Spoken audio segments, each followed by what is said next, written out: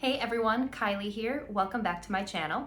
If you are new here, hi, I'm Kylie. I'm an American living in Portugal since 2022, and I make videos about life, business, and finance in Portugal as an expat. In today's video, I'm sharing 6 tactics to help you maximize your odds of finding an apartment to rent here. If you've either visited my channel before or have done just a little bit of research on the real estate market here in Portugal, then you already know that the competition for rentals is insanely tight. To put that into perspective, this past week I had a client with a near perfect apartment rental application apply to live in an apartment in a wonderful location, newer building here in Lisbon. This apartment was originally listed at €1,400 and it's a 1-bedroom, and here in Portugal that's considered insanely expensive. However, in less than 24 hours, more than 20 people applied to live in this apartment, with several of them offering to pay more than €200 over the €1,400 asking price. Now, this sort of a situation happens all the time, and it's the reason why I've decided to make this video today. However, before getting into things, I want to make a couple of very important disclaimers. First, and most importantly, if you're wondering what qualifications I have when it comes to giving advice on renting apartments here in Portugal, I currently own a business that assists foreigners interested in moving to Portugal find apartments to rent here for their visa applications. In an average week, I'm probably helping 3 people, couples, families find apartments to rent here. Also, my business partners with several different real estate experts who are involved in everything from renting and selling and developing and you name it. And they're always giving me new and updated insights on the rental market here in Portugal. However, I do not personally identify myself as a real estate expert. And if you're looking for expert advice, then I highly suggest seeking out a licensed professional, advisor, or attorney to help you. Disclaimer number 2, this video is going to be mostly relevant to those of you interested in moving to either Lisbon or Porto. The reason being because that's where the majority of the competition for rentals is concentrated. If you are interested in living in a smaller city or the countryside in Portugal, some of these tips will apply to you, but not nearly as much. Number 3, if you are planning on renting an apartment here in Portugal, there are 4 very important documents you're going to have to show, including copies of your passport, your NIF, proof of income, and an offer letter. The offer letter is basically a proposal telling the landlord who you are, how you make your money, how you plan on paying for the rent, and whether or not you agree to the terms of the lease, such as the security deposit. You can kind of think of the offer letter the same way as you would a cover letter for a job you're applying to. You're basically trying to sell yourself as the best and most reliable person to live in this landlord's apartment. The information that you put into this offer letter can be super crucial. So in today's video, a lot of what we're going to be talking about is centered around what to put in that offer letter. Disclaimer number 4, and finally, I already made a video that goes over some fatal mistakes that you want to avoid making at all costs when it comes to renting apartments here in Portugal. If you're planning to start your apartment search soon, I highly recommend watching that video in addition to this one. Now, with that said, let's get into those 6 tactics. Okay, tip number 1, and we're starting off with a bang. I hate to say this one, but the first thing you can do to increase your odds of landing an apartment here is offering to pay a monthly rate that is slightly over what the owner is asking for. For example, if the landlord is asking you to pay €1,000 per month, you can offer to pay €1,025 or €1,050. If you're completely new to the rental market here in Portugal, then this might sound really crazy to you. However, I really hate to say it, but the rental market is so stiff here in Portugal that there are usually several people when applying for an apartment who from the get-go are willing to offer just a little bit more than the asking price to increase their odds of getting picked by the landlord. Now, you are certainly not by any means obligated to do this, but doing so can increase your odds of getting chosen by the landlord for obvious reasons. Of course, everybody has their budget, and I encourage you to respect yours. However, at the very least, it's just important to be aware that other people might likely be offering a little bit over and therefore have some leeway over you. Okay, tactic number 2. The second thing that will really help increase your odds of getting chosen for an apartment is if you have fewer people living in it. For example, if you're applying to live in a smaller 1-bedroom or studio apartment and you have 2 people on your application, then you might get beat out by someone who only has 1 person on their application. The reason for this being that in the mind of the landlord, the fewer people living in their apartment, the lower the odds that something's going to get damaged or broken.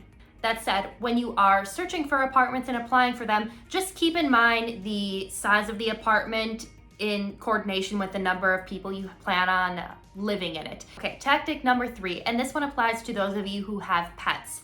If you have a pet, whether it be a cat, a dog, or whatever, even something smaller than that, then you should offer to pay a pet deposit with your application. And here's the thing about pets.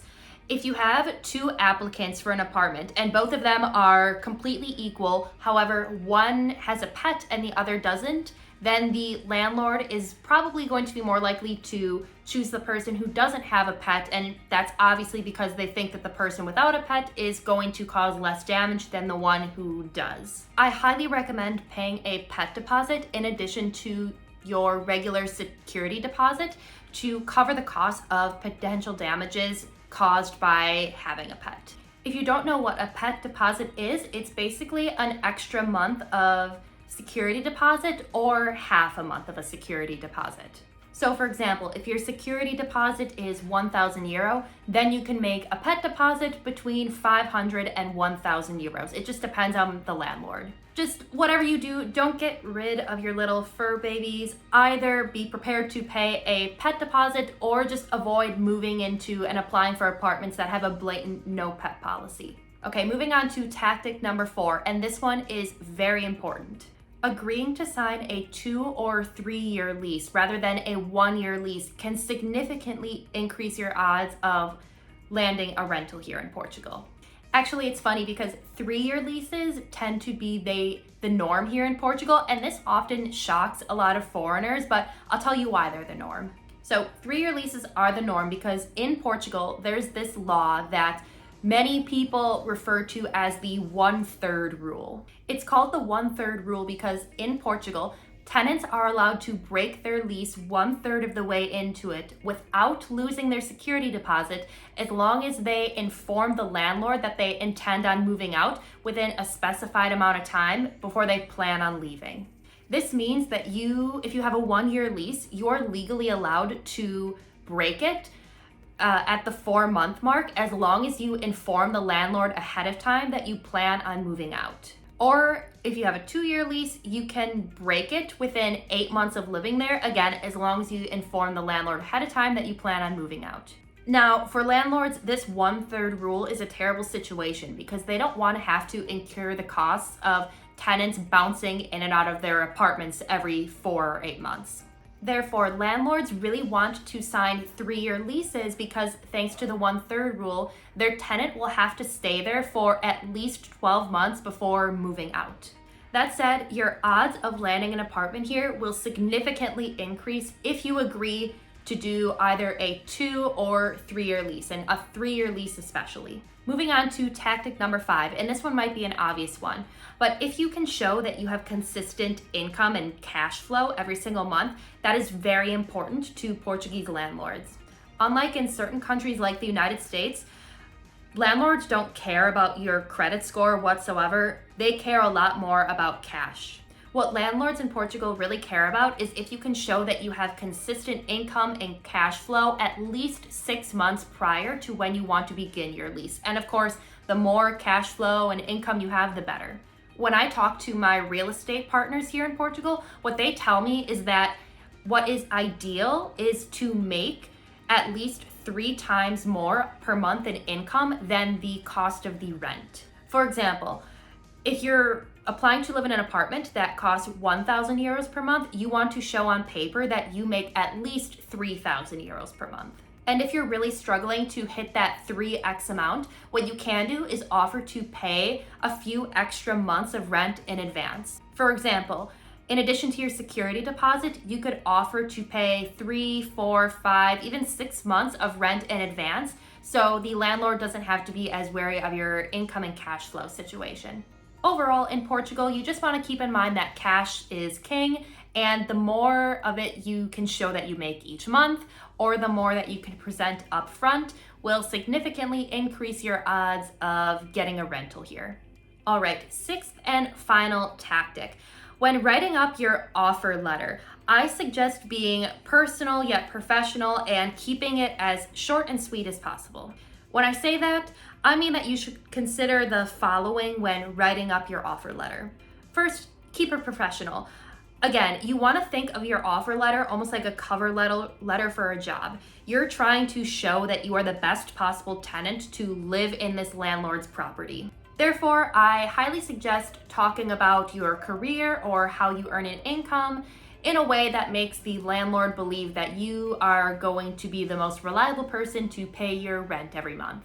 Also, when it comes to the whole professionalism thing, you do want to mention in your offer letter and make it very clear that you accept 100% of the terms of the lease that the landlord is proposing, including the monthly rate, what the security deposit is, and how long the lease is going to be.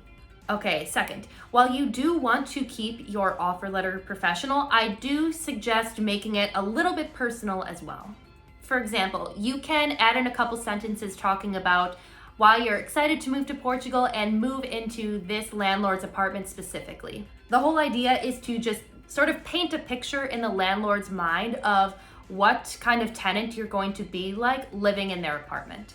Third, you want your offer letter to be as short and sweet as possible because the fewer sentences you write, the fewer possible objections there are for the landlord to make. Also, the truth is, nobody really reads anything these days, so keep it to just one page. Don't write any more than that, otherwise the landlord is not going to read it anyways. Overall, just keep your offer letter professional, a little bit personal, and as short and sweet as possible. No need to overthink it.